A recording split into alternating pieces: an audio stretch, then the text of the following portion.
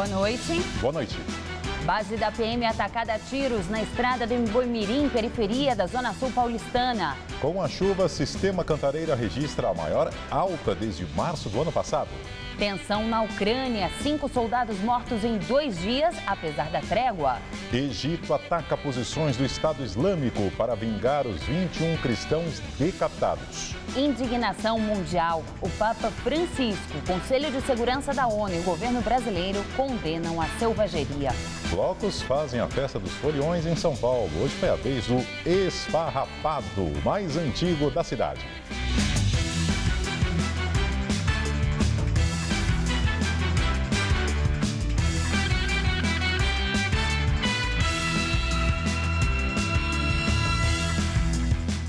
Nesta segunda-feira de carnaval, nossa reportagem acompanhou o movimento dos turistas na Baixada Santista, litoral sul de São Paulo. O sol não apareceu, mas isso não desanimou os banhistas. A segunda-feira de carnaval amanheceu cinzenta na cidade de Santos. A temperatura na casa dos 20 graus logo nas primeiras horas da manhã deixou o dia ideal para andar de bicicleta, praticar exercícios e caminhar na orla da praia. É mais tranquilo, né? Porque a temperatura está muito alta e agora com pouco sol é legalzinho. E é tudo plano, sossegado, né? Dá para você caminhar bem. Segundo o IBGE de 2010, Santos tem quase 420 mil habitantes. E o carnaval é um dos principais feriados do ano para o comércio. A expectativa da prefeitura local é que 300 mil pessoas visitem a cidade neste feriadão. No entanto, os quiosques à beira da praia estavam completamente vazios nesta segundona. Pelos outros anos, a gente está vendo que o movimento deu ficou muito fraco, né? Mas a gente está aguardando aí os próximos dias que poderá ser melhor. Além de aproveitar a orla, quem veio para Santos nesse carnaval vem em busca, claro, de praia e sol, mas em plena segunda-feira parece que até ele ficou com preguiça de aparecer. E o céu ficou assim durante toda a manhã. No mar, poucos corajosos arriscaram entrar na água. Essa turma de Cacauzinho de Goiás, cidade a cerca de 160 quilômetros de Brasília, no centro-oeste do país, está em Santos pela primeira vez. Aliás, a maioria nunca tinha visto o mar. Achei muito lindo. Já entrei lá já. Muito gelado? Não, tá quentinha, tá boa. O grupo saiu de Goiás com destino à cidade de Aparecida, no interior paulista, e fez hoje o famoso bate e volta ao litoral sul de São Paulo. Tá bom assim mesmo. Mesmo com pouco sol, vale a pena? Mesmo pouco sol, vale a pena, né? Conhecer gente nova.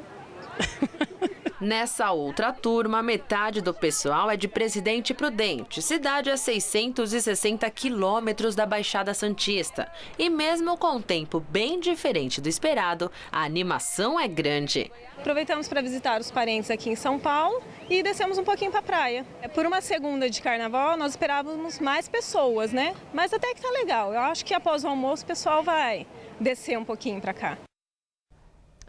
Fundado em 1922, o Clube Elite Itaquerense, na zona leste da capital, sobrevive mesmo com poucos sócios. Os salões atraíram muita gente elegante no passado, quando a região era praticamente rural. Foi ponto de encontro de muitos casais apaixonados e espaço de diversão para as famílias. Neste carnaval, o Elite resgatou o clima de festa e os veteranos entraram na dança. Dona Kiki, 84 anos, seu Mário, 88, uma história de amor com mais de 6 décadas.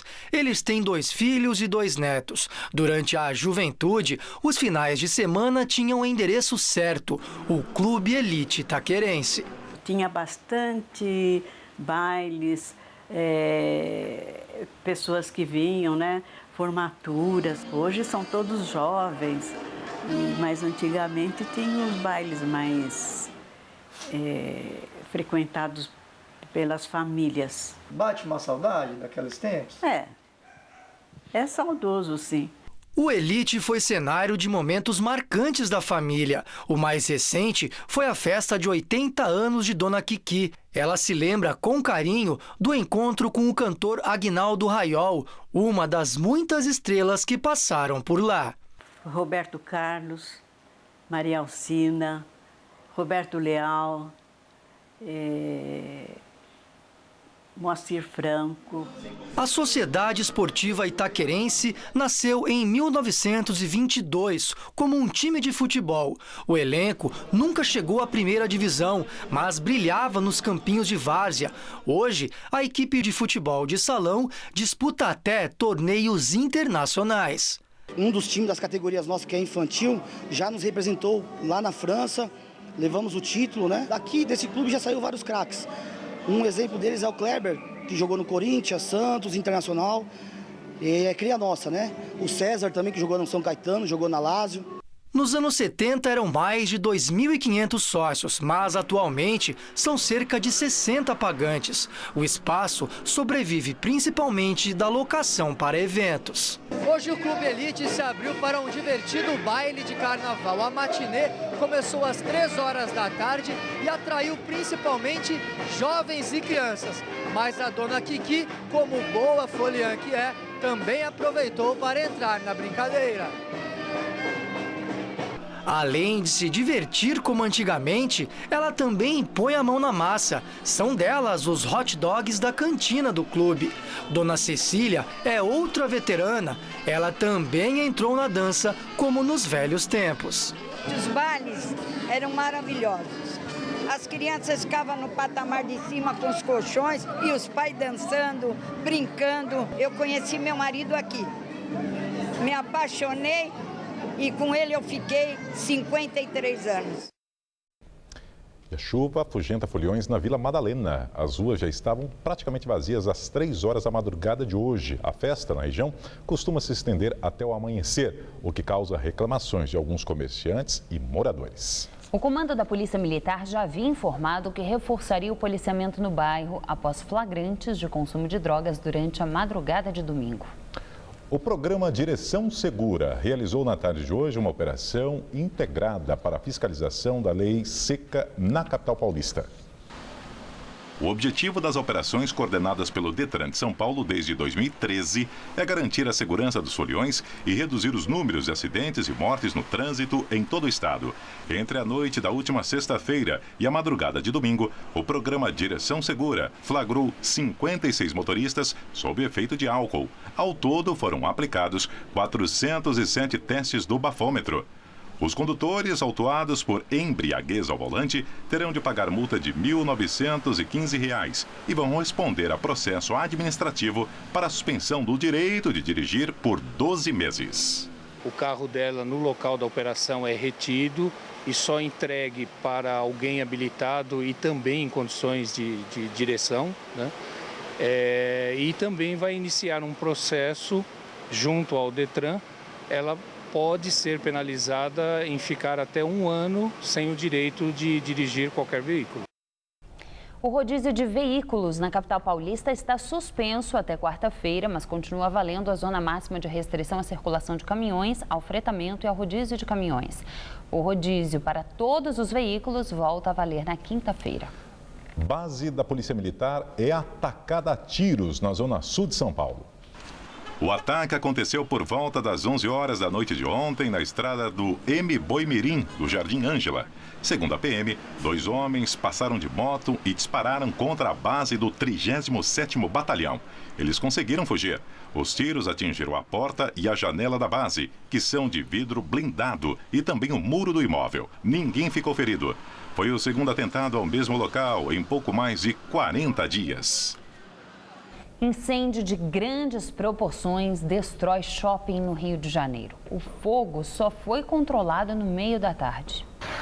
Segundo o Corpo de Bombeiros, o fogo começou por volta do meio-dia na área de escritórios e depósitos do shopping Nova América, em Del Castillo, na zona norte da cidade. Pelo menos 100 bombeiros e 30 carros de 10 quartéis foram enviados ao local. Por volta das 2 horas da tarde, paredes do prédio desabaram. Segundo a assessoria de imprensa, o shopping estava fechado devido ao carnaval e não houve vítimas. Testemunhas disseram que os poucos funcionários que estavam no local saíram após o alarme disparar. As causas do incêndio serão investigadas. O Shopping Nova América foi inaugurado há 10 anos e conservava a estrutura original de uma antiga fábrica de tecidos que funcionava no local desde os anos 20. O centro de compras possui cerca de 300 lojas e também escritórios, escolas, universidades e consultórios médicos. Blocos de carnaval programados para a região foram cancelados.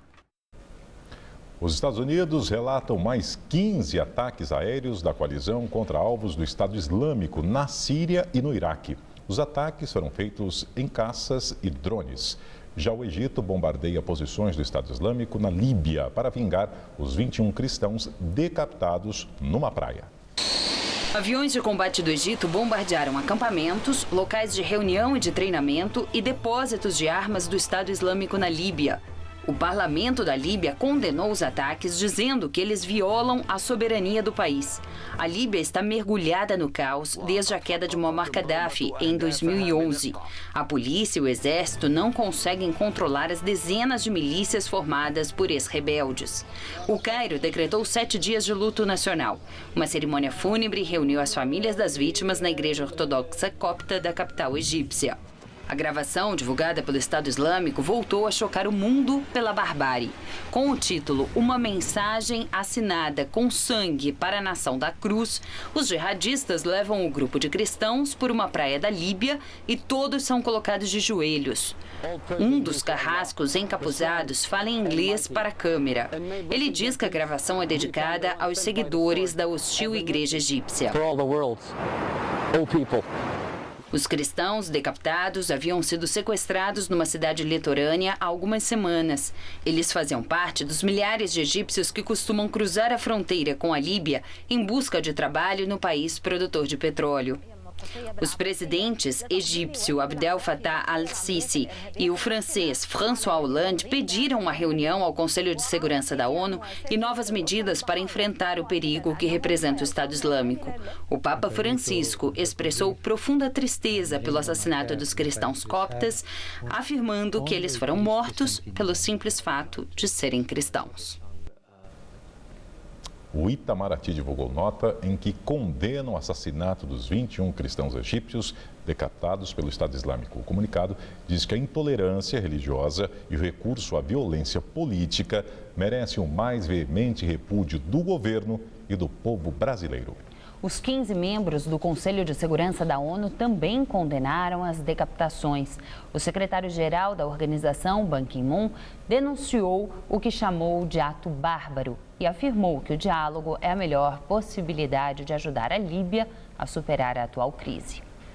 5 dias após a explosão em navio-plataforma a serviço da Petrobras no litoral do Espírito Santo, 4 pessoas continuam desaparecidas. As buscas pelos operários da embarcação foram suspensas na sexta-feira, a pedido da BW Offshore, proprietária da embarcação, para a retirada de água do local. Alguns compartimentos do navio foram inundados após a explosão, o que compromete a estabilidade. Uma equipe dos bombeiros está de prontidão, aguardando o término do trabalho. 5 feridos continuam internados. Outros 28 membros da tripulação foram liberados para irem para casa. A explosão aconteceu na última quarta-feira, após um vazamento de gás na casa de bombas do navio FPSO Cidade de São Mateus, que prestava serviços para a Petrobras, próxima à cidade capixaba de Aracruz.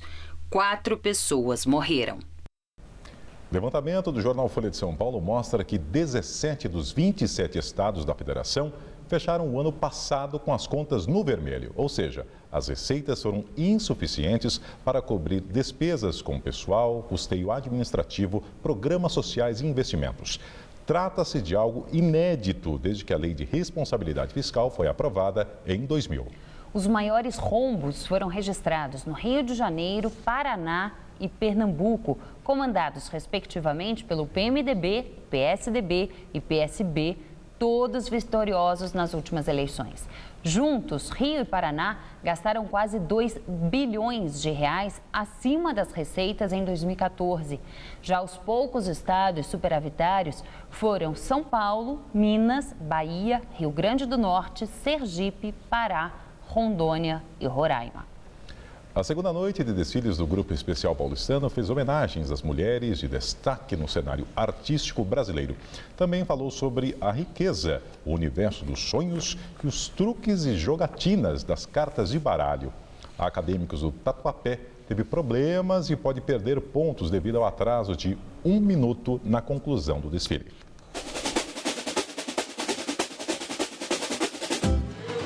A primeira escola a desfilar, a Unidos de Vila Maria, campeã do grupo de acesso no ano passado, falou sobre os diamantes.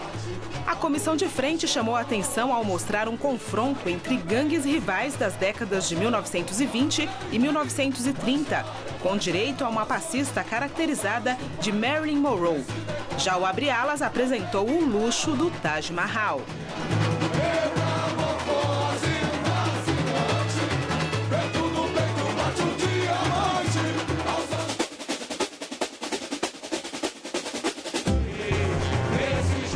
Já a Gaviões da Fiel incendiou o sambódromo com um desfile sobre o baralho nos jogos, nos truques de mágica e no tarô. O destaque foi o Coringa, carta que remete a um dos apelidos do time alvinegro, Coringão. A comissão de frente teve um castelo de cartas gigantes, montado durante o desfile. Já as baianas vieram fantasiadas como a personagem da Rainha de Copas do filme Alice no País das Maravilhas.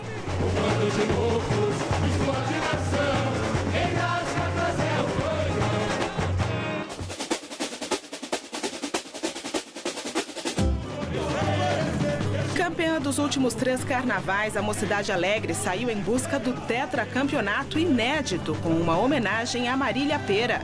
O desfile apresentou as diversas faces da artista, lembrando momentos marcantes e sucessos dela no teatro, cinema e na televisão.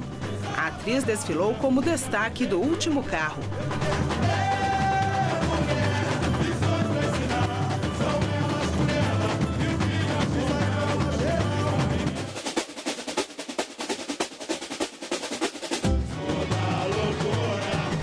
Da Casa Verde, que ficou na 8ª posição no ano passado, escolheu um caminho lúdico para o desfile desse ano, com um enredo sobre os sonhadores do mundo inteiro. A escola trouxe para a avenida diversos personagens.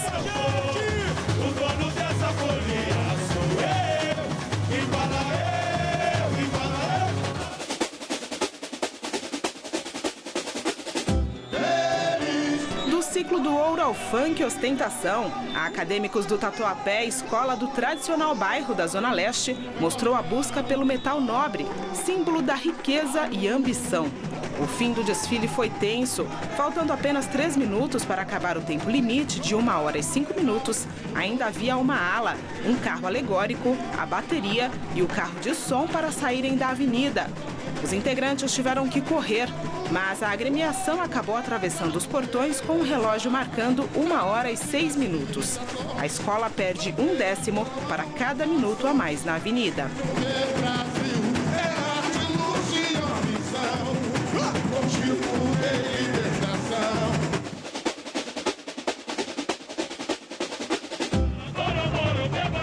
A Vai Vai, penúltima escola a entrar no AMB, fez um tributo à cantora Elis Regina, que completaria 70 anos em 2015. Celebrando seus 85 anos, a Vai Vai empolgou o público, que cantou junto o samba enredo com trechos de músicas que marcaram época na voz de Elis.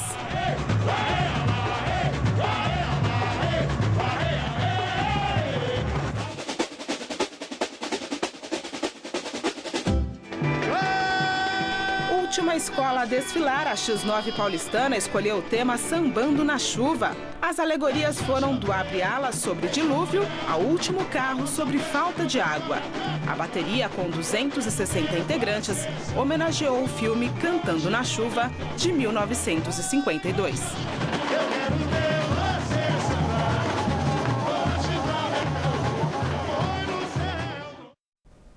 E no primeiro dia de desfile do Carnaval do Rio de Janeiro, a Mocidade, o Salgueiro e a Unidos de Vila Isabel se destacaram. Além da chuva, problemas técnicos e acidentes prejudicaram algumas escolas. Na volta ao grupo especial, a Viradouro desfilou com o samba enredo Nas Veias do Brasil é a Viradouro em um Dia de Graça, que trata da importância da raça negra na formação do povo brasileiro.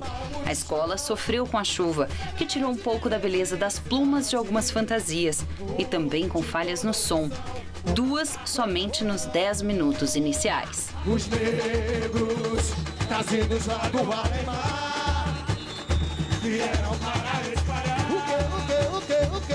A Estação Primeira de Mangueira veio mais rosa do que verde para cantar as grandes mulheres da história do Brasil e da escola. O carnavalesco escolheu um desfile mais tradicional e sem muitos futurismos, mas nem por isso menos impactante. A Verde Rosa também enfrentou uma série de problemas. O som falhou e o telão que projetava imagens de mulheres mangueirenses apagou várias vezes. A cantora Alcione queimou o pé em um refletor e teve que ser retirada do desfile. Ela está bem. Eu vou cantar a vida inteira, pra sempre Mangueira, tem que respeitar. A Mocidade Independente de Padre Miguel apresentou um show de efeitos visuais, luzes de LED e fogo para tentar pôr fim ao jejum de 18 anos sem um título. Com um enredo que brincou com o fim do mundo, a escola inovou ao colocar legendas nos carros alegóricos, além de placas com balão de texto para explicar as alas. É o juiz do final, viva, o amor não vem mais, volte toda alegria, libera sua fantasia. A Vila Isabel homenageou Isaac Karabchevski, maestro paulistano de 80 anos, com um desfile de superação do trauma de 2014, quando sofreu com a falta de fantasias. A escola contou com uma trégua da chuva e apresentou destaques como um carro, navio fantasma, uma referência à ópera do alemão Richard Wagner. A comissão de frente teve bailarinos, alguns deles representando notas musicais, pulando em uma cama elástica. Os setores da escola fizeram lembrar instrumentos musicais, como flautas, tímpanos e uma orquestra. Comunidade unida canta, renasce um sonho lindo, a vila de novo sorrindo, é música sempre. No Salgueiro, a comissão de frente usou um cobertor com centenas de luzes de LED que faziam projeções. Pesando 100 quilos, exigiu força e coordenação dos componentes da comissão.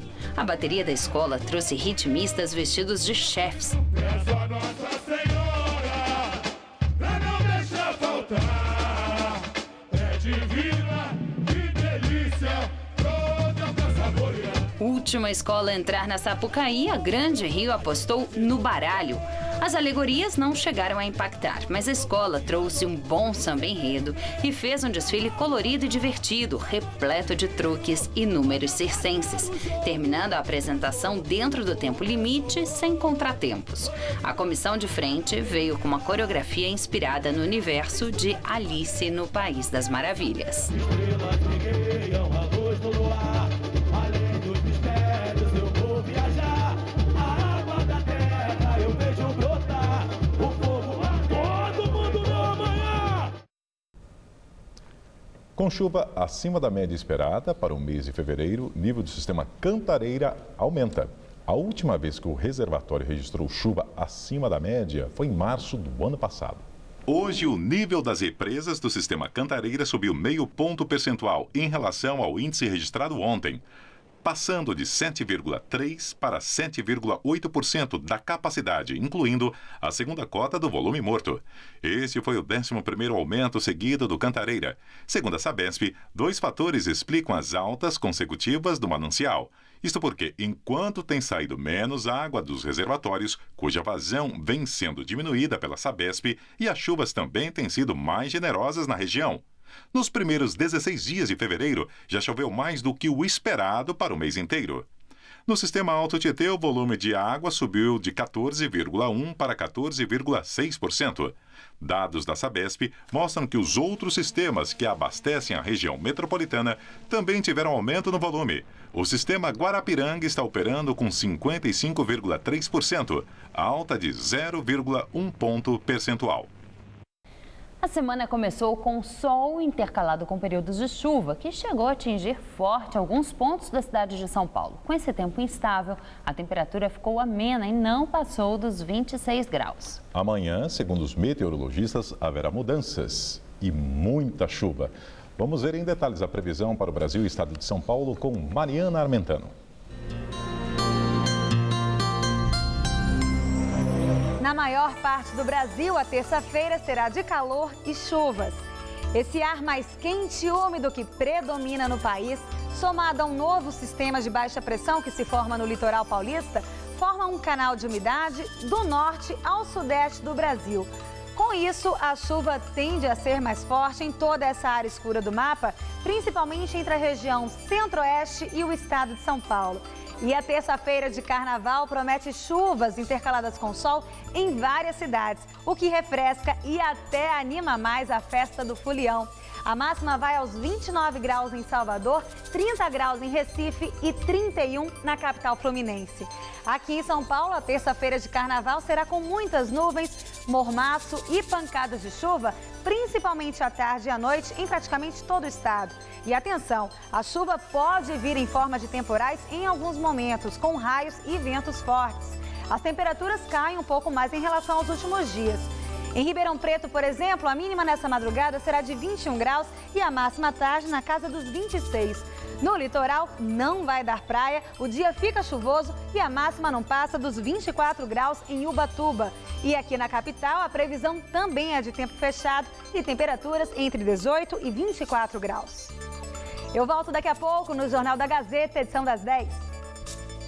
Em tempos de crise no abastecimento, dar banho nos animais também virou um desafio.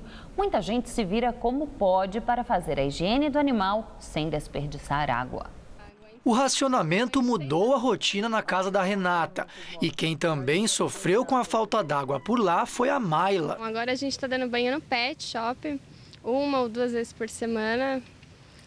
Compensa mais, né? A prioridade agora é a gente. A cachorra a gente deixa para depois. Com o Eros foi o contrário. O banho, que antes era só no pet, agora é em casa. Demorava muito o banho dele.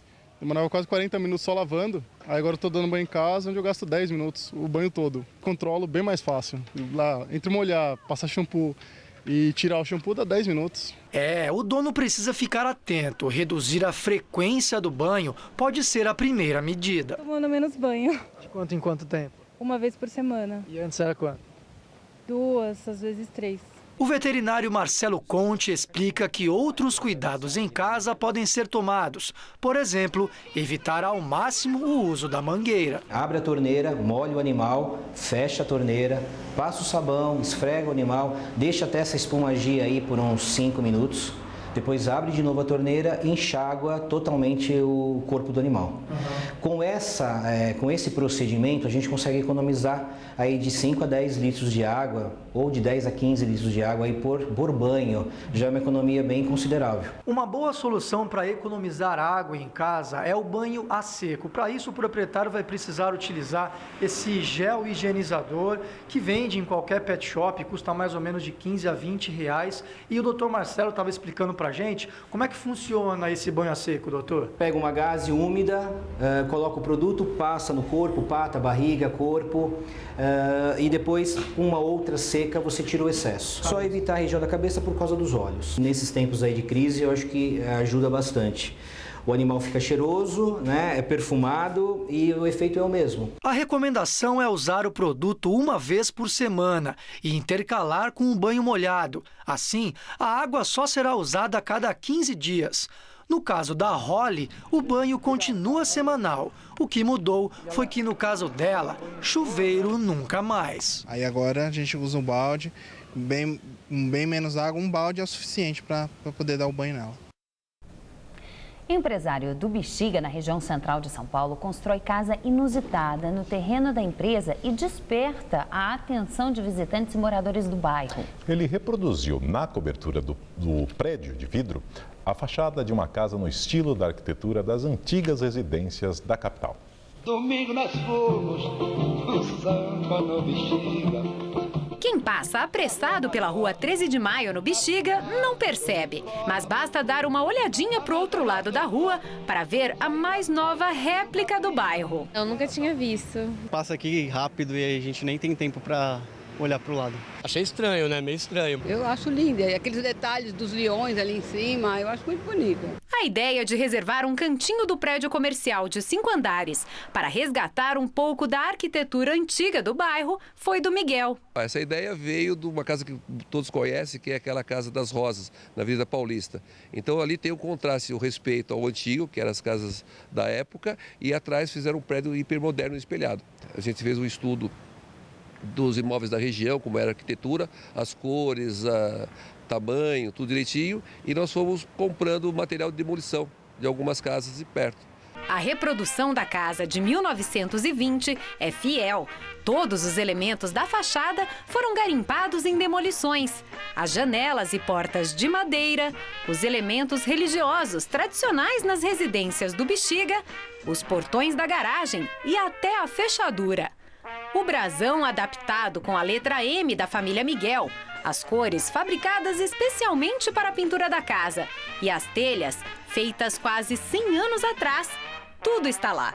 Até por isso, o Flávio, especialista em arquitetura cenográfica que projetou a casa, teve de inverter o cronograma de trabalho e fazer tudo de trás para frente.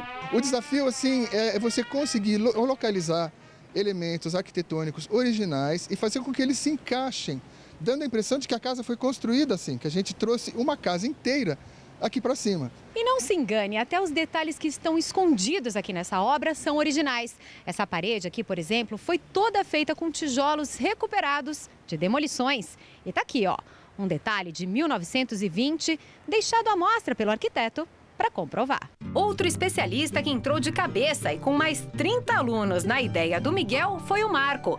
Professor de uma faculdade de arquitetura, ele viu no desafio de desenhar a casa uma ótima oportunidade para os alunos exercitarem na prática o resgate de elementos arquitetônicos culturais. É uma sensação fantástica de ver que tem pessoas que acreditam, né, que incentivam, que colocam o esforço num sonho pessoal e que, quando consegue contar com boa vontade, né, e com domínio técnico de estudantes e de pessoas voluntárias, arquitetos voluntários, né, todo mundo ganha, né? Tem muito turista, muito pessoal que vem de fora e fica olhando, a gente vê o tempo todo o pessoal parando, fica olhando, pensando o que é, o que será, tirando fotografia. É gostoso isso.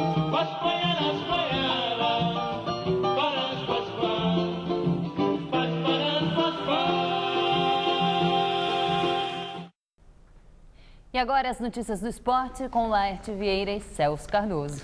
Grandes de São Paulo vencem na rodada e se isolam na liderança dos seus respectivos grupos. Realmente os favoritos, Laerte, os favoritos ao título, né? Estão fazendo jus ao favoritismo e seguem sobrando no Paulistão. Vamos aos gols. Em Bragança Paulista, Maicon passou para Centurion dentro da área e o camisa 20 só rolou para Bosquilha fazer 1-0 São Paulo sobre o Bragantino. O segundo do tricolor veio com Allan Kardec após bela troca de passes do ataque são paulino, 2-0. Ainda no primeiro tempo, Pato bateu cruzado e marcou o terceiro da equipe visitante. Já na etapa complementar, Bosquilha recebeu de Pato, invadiu a área do Braga e ainda contou com a ajuda da zaga adversária para fazer o quarto gol. E para fechar a conta, Jonathan Cafu cruzou da direita e Centurion subiu livre, para anotar o quinto e fechar o placar. Final, São Paulo líder do Grupo A com 13 pontos, 5, Bragantino 0. Na Arena Itaquera, o Corinthians saiu na frente do Botafogo com Fábio Santos cobrando pênalti. Rodrigo empatou para o Botafogo no início do segundo tempo. Mas nos acréscimos também de pênalti, Fábio Santos garantiu a vitória corintiana 2-1.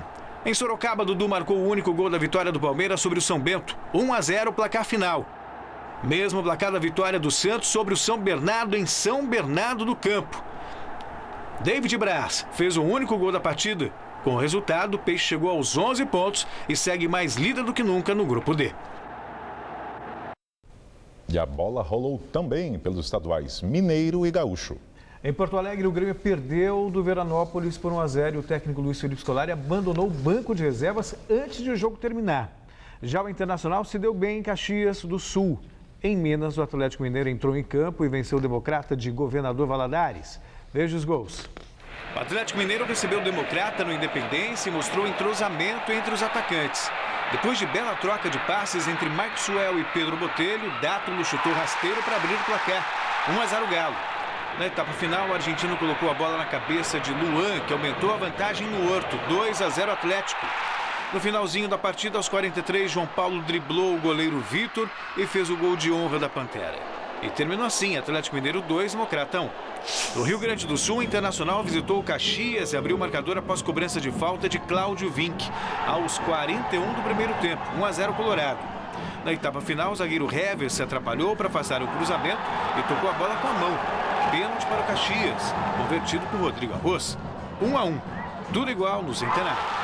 Já nos acréscimos, o argentino Luque cruzou pela esquerda e Valdívia mandou para o gol de cabeça. Lance polêmico. Dá para ficar em dúvida se a bola entrou ou não, mas o árbitro confirmou a vitória do Inter, 2-1 placar final. O Grêmio foi derrotado pelo Viranópolis por 1-0 na Arena.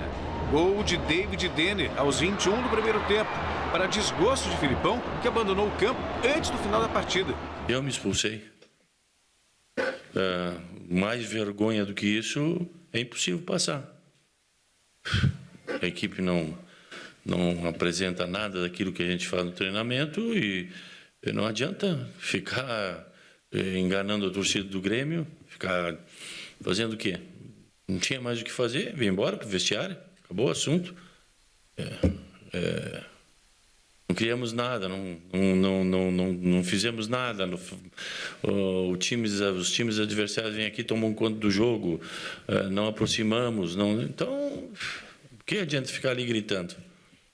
Melhor que termine o jogo, faltavam 3, 4 minutos, vem embora, fica de cabeça fria, porque senão tu vai tomar uma atitude errada. Celso, pior do que isso, impossível, foi só 1-0, né? Fez lembrar aqui, imediatamente, que todos aqui do estúdio, um 7-0 na Copa do Mundo. O que dizer aí da postura do Filipão, Celso? Sabe, tem horas que o Filipão, ele não precisa mais disso. Se não reclamar, não é o Filipão, né? Não, tudo bem, mas ele também não precisa mais disso. Talvez seja a hora, de repente, de dar um tempo mesmo, deixar a cabeça esfriar, sabe? Aquele 7-0, 7-1 na Copa do Mundo. Exatamente. Sabe, doem até hoje. Acho que ele deve ter pesadelo com aquilo, assim como eu tenho. Você deve ter gol da Alemanha, quer dizer.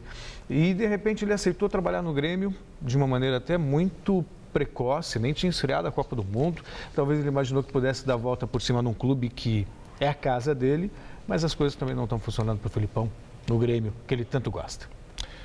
E quarta-feira tem clássico majestoso pela Libertadores, Celso. Corinthians e São Paulo se enfrentam na fase de grupos. O jogo marca a estreia do tricolor na competição. Já o time comandado pelo técnico Tite quer aproveitar o embalo para sair na frente do rival.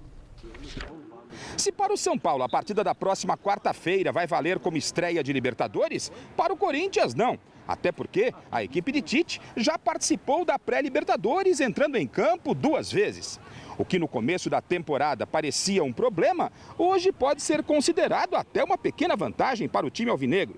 Pois a equipe já está no ritmo da competição mais importante das Américas. Mas nem tudo são flores no Corinthians, pois foi na pré-Libertadores que o Timão perdeu uma de suas principais estrelas para os 2 próximos jogos.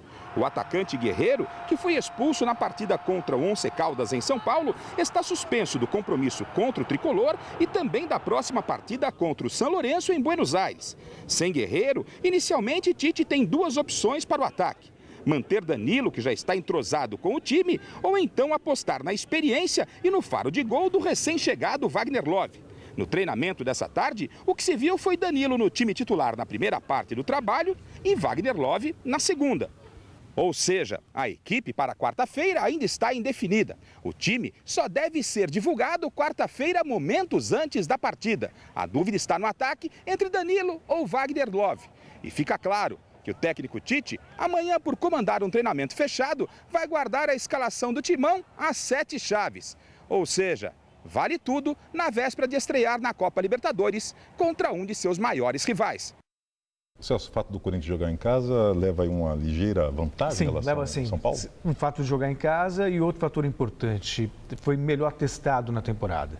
Jogou 2 partidas pela Libertadores contra o Caldas, já jogou o Clássico com o Palmeiras e foi bem. Ganhou do Bayer Leverkusen no começo da preparação, que é um time alemão e forte. Então o Corinthians está um pouquinho melhor preparado nessa fase, neste momento, e joga em casa, por isso tem um leve favoritismo. Ok, obrigado, Celso. Boa noite. Até amanhã. Juliana. Pelas ruas da Bela Vista, na região central de São Paulo, hoje quem fez a Festa dos Foliões foi o bloco mais antigo que ainda desfila na cidade, o Esfarrapado. A fantasia lembra a terra seca, rachada. São foliões vestidos de volume morto. A ideia é trazer nesse momento de alegria um momento também de protesto. Exatamente porque o povo vive essa dificuldade aqui na cidade de São Paulo. E já que o governo havia dito que não iria fazer o carnaval pela falta de água, está a prova de que, mesmo com o volume morto, nós estamos comemorando o carnaval. O grupo vai seguindo o bloco Esfarrapado, que toda segunda-feira de carnaval desfila ao som de marchinhas pelo bairro considerado um dos redutos do samba paulistano. Bem antes de os blocos começarem a voltar para as ruas de São Paulo, o Esfarrapado já arrastava multidões pelas ruas do Bexiga. Fundado em 1947, é considerado o mais antigo da cidade e ainda desfila. Na jardineira que acompanha o cortejo, foliões ilustres, a velha guarda do bloco. Seu Isidoro é um dos fundadores de Carteirinha. 68 anos eu acompanho o bloco, nunca faltei nenhum ano. Não, estou só com 80 anos. É tradição que vem passando ano a ano para as novas gerações, mas sem perder o jeito de bloco de antigamente.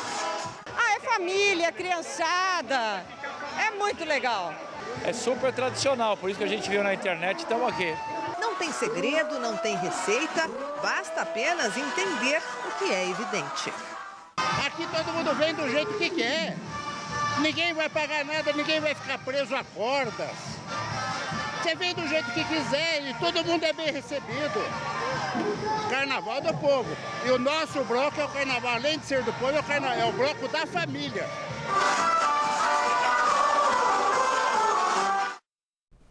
A seguir, polícia da Dinamarca prende suspeitos de ajudar o terrorista que realizou 2 ataques em Copenhague. E continua a tensão na Ucrânia. Apesar do cessar-fogo, 5 soldados são mortos em ataques. Cada gota conta. Além de eu juntar a roupa para lavar de uma vez só, eu utilizo ainda a água do enxágue para me estar lavando toda a casa. Esses pequenos detalhes fazem a diferença. E você, está economizando? Governo do Estado de São Paulo. Se você quer estudar jornalismo, relações públicas, publicidade e propaganda ou rádio, TV e internet, a Faculdade Casper Libero é o seu lugar. Quer conhecer? Eu te levo. Aqui a gente aprende na sala de aula e também em laboratórios de rádio, fotografia, edição de imagens e estúdios de TV. Você também pode colaborar em revistas, sites, programas de TV e rádio laboratoriais. E tem oportunidade de estágio dentro da Fundação Casper Libero. São mais de 60 anos de tradição numa localização incrível. Faculdade Casper Libero, formando os melhores profissionais da comunicação. Quer saber mais? Acesse nosso site.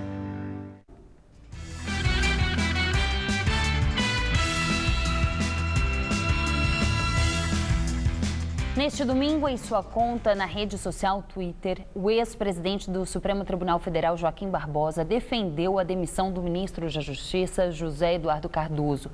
Barbosa criticou encontros do ministro com advogados de empreiteiras investigadas na Operação Lava Jato. Segundo o Globo, o ministro esteve no início do mês com representantes da empreiteira Odebrecht, fato que consta na agenda do ministro, mas sem a menção da empresa. José Eduardo Cardoso confirmou ambos os encontros, porém alegou sigilo para não dar detalhes das acusações feitas pela defesa das empreiteiras. E o jornal britânico Financial Times diz que a Rolls-Royce pagou propina a funcionários da Petrobras. Além de carros de luxo, a empresa britânica também fabrica turbinas de gás para plataformas de petróleo. A publicação cita depoimento do ex-gerente da Petrobras, Pedro Barusco, que teria dito à polícia que recebeu pelo menos $200 mil da Rolls-Royce. Na resposta ao jornal, a Rolls-Royce disse que não tolera conduta empresarial indevida de qualquer tipo e tomará as medidas necessárias para garantir o cumprimento das leis. Vamos agora à entrevista do dia com Maria Lídia Flandoli. A cada dia, amplia o debate sobre o esquema criminoso de corrupção que desviou bilhões de reais na Petrobras, além dos prejuízos igualmente vultosos pela ineficiência na execução de projetos. Entrevisto hoje o renomado jurista Ariosvaldo Matos Filho. Muito obrigada, doutor Ariosvaldo, por estar conosco. Analistas já diziam que reter os preços dos combustíveis como política de governo era temerário. Mas o senhor declarou que essa contenção de preços é ilegal. O senhor pode nos explicar? Posso. As empresas de economia mista, elas têm o seu regramento que vem desde a Constituição Federal até o Estatuto da própria companhia. Isso que eu vou falar se aplica a Petrobras, a Eletrobras, Banco do Brasil, enfim, todas as empresas que têm o controle do Estado, mas têm uma participação importante de acionistas privados, pessoas que investem em ações dessas empresas. A Constituição Federal, ela separou muito nitidamente o que é uma empresa de economia mista e uma empresa estatal. BNDES é uma estatal, Caixa Econômica Federal é uma estatal. E diz a Constituição que a empresa de economia mista, ela se rege por regras de mercado. Pois bem, para você criar uma empresa de economia mista, depende de lei. E a lei tem que conter no seu bojo o estatuto. E aí, se nós descermos ao estatuto da Petrobras, nós vamos ver que ela se rege como uma empresa de economia de mercado. Ela entra no mercado competitivo, ou seja, ela interage como se fosse uma empresa que preserva o patrimônio público, mas, ao mesmo tempo, ela tem que atuar como uma empresa privada. E isso não ocorreu na contenção de preço.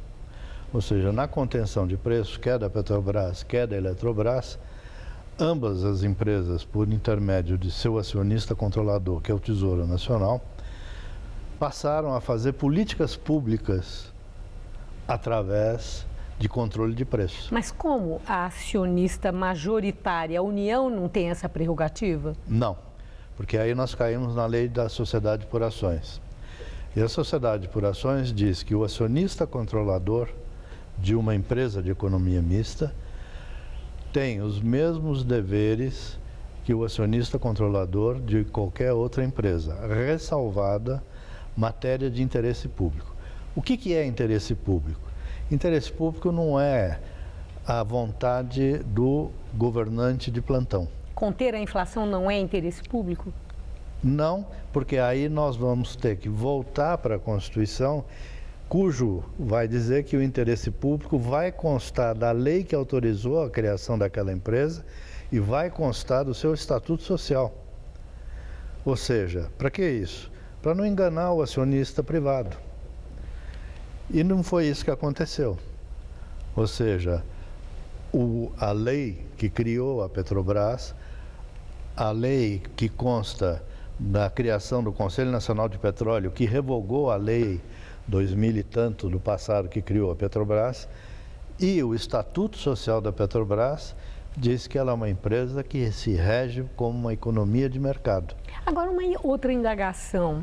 Como é que nós devemos entender o silêncio dos acionistas desde 2012, quando o governo Dilma decidiu por essa contenção do preço dos combustíveis? Mesmo que eles não soubessem dessa questão legal, o que é um pouco difícil, né? É difícil. Entretanto, do ponto de vista do interesse da Petrobras, do negócio do qual eles participam e são acionistas. houve um silêncio absoluto, ninguém gritou. Eu não sei se não gritou... Ou se gritou, gritou baixo. Ou se... Não. Eu discordo um pouquinho, se você me deixar. Eu não sei se eles discordaram baixinho, como você colocou, ou se eles discordaram via preço, derrubando o preço da Petrobras. De que forma? Vendendo maciçamente as suas posições. Ou seja, o mercado, ele não necessariamente grita, ele não necessariamente aponta o dedo. Ele pura e simplesmente vai à bolsa e manda vender suas ações. Que é uma forma de cumplicidade. Que não é uma forma de cumplicidade. Eu acho que nós vamos discordar bastante. Eu acho que é uma forma legítima do acionista mostrar sua repulsa por determinado tipo de comportamento, assim como quando o preço aumenta, é a manifestação dos acionistas de que eles estão contentes com a empresa e a demanda aumenta por aquelas ações. Ou seja, uma coisa é o comportamento político, outra coisa é o comportamento via mercado. Ambos são legítimos. A pergunta é, qual é a mais eficaz? Talvez eu vá concordar que seja a manifestação via mercado, via preço. Por quê? Porque quando o preço da ação cai muito, o que ocorre? Isso torna quase que inviável aumentos de capital naquela empresa. Impede que ela volte ao mercado para buscar mais capitais para realizar o seu objeto social. Então, eu não acho necessariamente que o acionista controlador, ele se omitiu. Ele saiu via preço. A outra questão, como o senhor deixa bem claro, existe aí uma definição legal de que essa contenção de preços fere a lei. Cabe ação de responsabilidade nesse caso? E se cabe, cabe a quem? Veja, contra quem?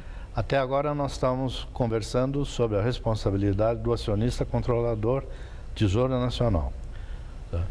Agora, no que diz respeito aos administradores, diretoria e conselho de administração, a lei das sociedades anônimas não estabelece nenhuma diferença entre os deveres de lealdade, os deveres de cumprir com suas obrigações entre a empresa de capital totalmente privado e uma empresa de capital misto. Aí há uma igualdade de tratamento total. A ele se aplica inteiramente a lei das sociedades anônimas.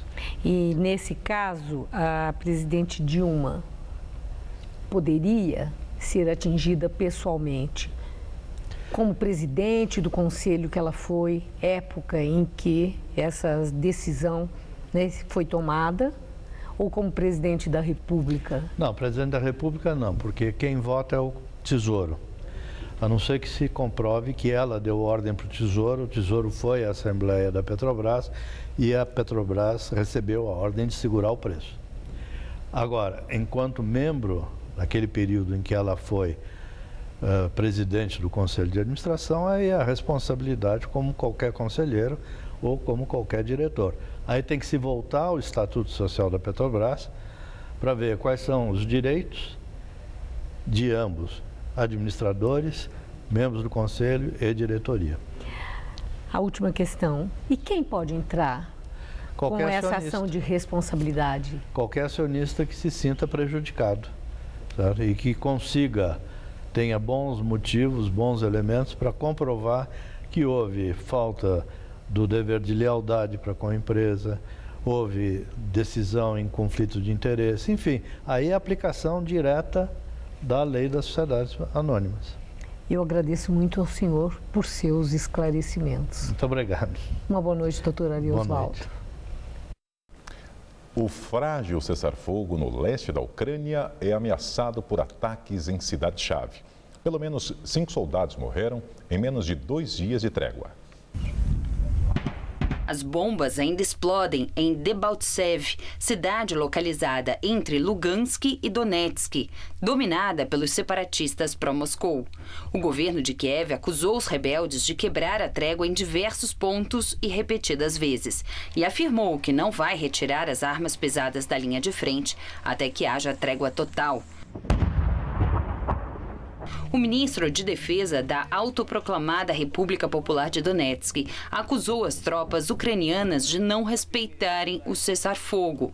As explosões eram ouvidas enquanto o ministro levava um grupo de jornalistas para uma visita ao aeroporto de Donetsk.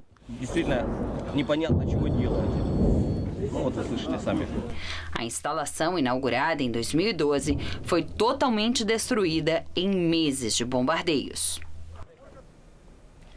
A polícia da Dinamarca prende 2 suspeitos de ajudar o terrorista que atacou uma sinagoga e um evento sobre liberdade de expressão em Copenhague. Os 2 homens detidos são suspeitos de cumplicidade com o autor do duplo atentado terrorista de sábado. Eles vão ficar presos inicialmente por 10 dias. O atirador de 22 anos, identificado como Omar El-Hussein, era dinamarquês de origem palestina. Ele era conhecido da polícia por suas atividades de gangues e posse de armas e tinha saído da prisão há 2 semanas, onde cumpria a pena por ter esfaqueado um homem na perna no final de 2013. Hussein foi morto pela polícia no bairro onde morava, na manhã seguinte aos 2 ataques. Primeiro, ele abriu fogo contra um centro cultural, onde acontecia um evento sobre liberdade de expressão. O debate contava com a participação do artista sueco Lars Vilks, que recebeu ameaças de morte por desenhos do profeta Maomé. Uma pessoa morreu. Lars Vilks e o embaixador francês, que também estava no café, saíram ilesos. Depois, Hussein foi para uma sinagoga e matou um homem de 37 anos, que fazia a segurança do prédio como voluntário. O ministro do Interior da França, Bernard Cazeneuve, está em Copenhague, acompanhando as investigações do duplo atentado. Ele destacou as semelhanças com os ataques em Paris contra a revista Charlie Hebdo e uma mercearia judaica, e disse que é importante haver cooperação entre as polícias da Europa. O Jornal da Gazeta termina aqui. A edição de hoje pode ser vista daqui a pouco no site tvgazeta.com.br/Jornal da Gazeta. Mais notícias no Jornal da Gazeta, edição das 10. Até lá. Até daqui a pouco e nós voltaremos de novo amanhã às 19 horas com o Jornal da Gazeta. Uma boa noite para você.